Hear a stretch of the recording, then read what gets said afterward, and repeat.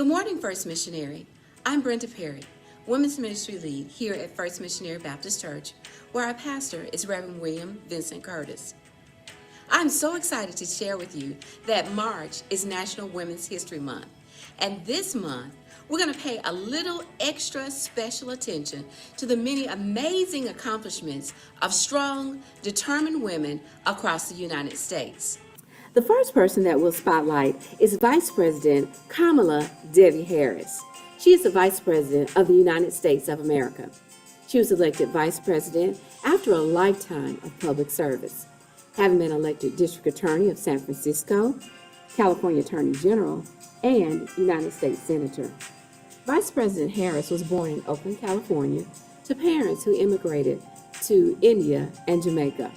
She graduated from Howard University and the University of California, Hastings College of Law. Throughout her career, the Vice President has been guided by the words she first spoke the first time she stood up in court: Kamala Harris, for the people. In 1990, Vice President Harris joined the Alameda County District Attorney's Office, where she specialized in prosecuting child sexual assault cases. She then served as a managing attorney in the San Francisco District Attorney's Office, and later was chief of the Division on Children and Families for San Francisco's City Attorney's Office. Growing up, Vice President Harris was surrounded by a diverse community and extended family.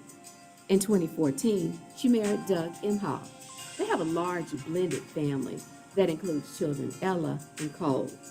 She was elected District Attorney of San Francisco in 2003. In that role, Vice President Harris created a groundbreaking program to provide first-time drug offenders with the opportunity to earn a high school degree and find employment. The program was designated as a national model of innovation for law enforcement by the United States Department of Justice. In 2010, Vice President Harris was elected California's Attorney General and oversaw the largest state justice department in the United States. She established the state's first Bureau of Children's Justice and instituted several first-of-its-kind reforms that ensured greater transparency and accountability in the criminal justice system. As Attorney General, Vice President Harris won a $20 billion settlement for Californians whose homes had been foreclosed on, as well as a $1.1 billion settlement for students and veterans who were taken advantage of by a for-profit education company. She had defended the Affordable Care Act in court and enforced environmental laws. Paving the way for Vice President Kamala Harris was a trailblazer in her own rights. Today, we also spotlight Shirley Anita St. Hill Chisholm. She was the first African-American woman in Congress. This happened in 1968, and she was also the first woman and African-American to seek the nomination for President of the United States for one of the two major political parties in 1972. Her motto and title of her autobiography, Unbossed and Unbought, illustrates her outspoken advocacy for women and minorities during her 7 terms in the U.S. House of Representatives. Born in Brooklyn, New York on November 30th, 1924, Chisholm was the oldest of 4 daughters to immigrant parents Charles St. Hill, a factory worker from Guyana, and Ruby Seal St. Hill, a seamstress from Barbados. She graduated from Brooklyn's Girls High in 1942 and from Brooklyn's College cum laude in 1946, where she won prizes on the debate team. Although professors encouraged her to consider a political career, she replied that she faced a double handicap as both Black and female. Initially, Chisholm worked as a nursery school worker.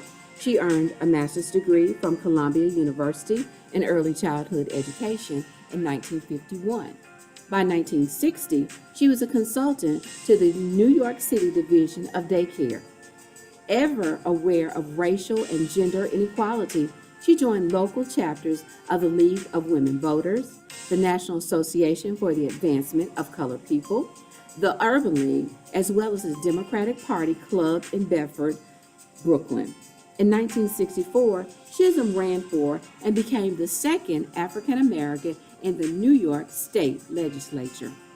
After court-ordered redistricting, creating a new heavily Democratic district in her neighborhood, in 1968, Chisholm sought and won a seat in Congress.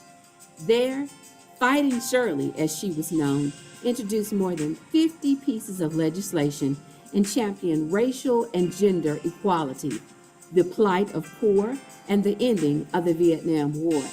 She was a co-founder of the National Women's Political Caucus in 1971, and in 1977, she became the first Black woman and second woman ever to serve on the powerful House Rules Committee.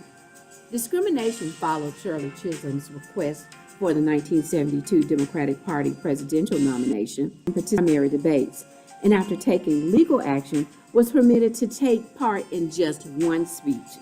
Still, students, women, and minorities followed the Chisholm Trail. She entered 12 primaries and garnered 152 of the delegates' votes. That was 10% of the total.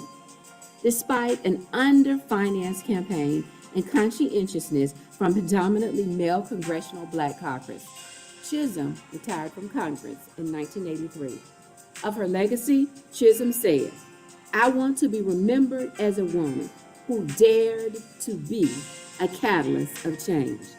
I'd say that Shirley Chisholm was indeed a catalyst of change, and she was a trailblazer. This has been this week's Spotlight for the National Women's History Month. We have spotlighted some very amazing ladies, and we will continue to do so each week and each Saturday in the month of March. Please make plans to join us. Ladies, remember, you are all spectacular in your own right, and we celebrate you during this Women's History Month. You are a history maker. Talk with you soon.